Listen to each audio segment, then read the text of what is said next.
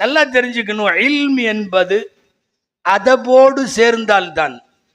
இல்ம் என்பது ஒழுக்கத்தோடு சேர வேண்டும். ஒழுக்கம் இல்லாததற்கு பெயர் இல்ம் அல்ல.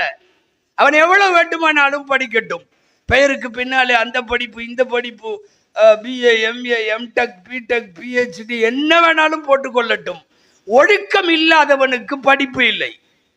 இல்ம் என்று சொன்னால் ஒழுக்கத்தோடு தான் இருக்கணும். பொதுவாகவே பப்ளிக் என்ன எதிர்பார்க்குது தெரியுமா? பப்ளிக், மனித சமூகம், இவன் படித்தவனா, அவன் கொஞ்சம் நல்லா இருப்பான், பண்பாடோடு இருப்பான் அப்படின்னு எதிர்பார்க்குது. அப்படி வெறுமனே தகவல் தெரிவதற்கு பெயர் அல்ல இல்மு.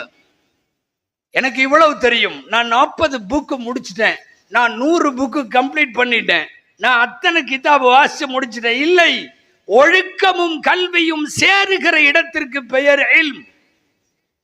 ஒழுக்கம் இல்லாததற்கு பெயர் இல்ம் அல்ல, வெறும் தகவல் அல்ல. தி பர்பஸ் ஆஃப் எஜுகேஷன், கல்வியினுடைய நோக்கம் என்பது வெறுமனே இஸ் நாட் இன்ஃபர்மேஷன், தகவல் அல்ல.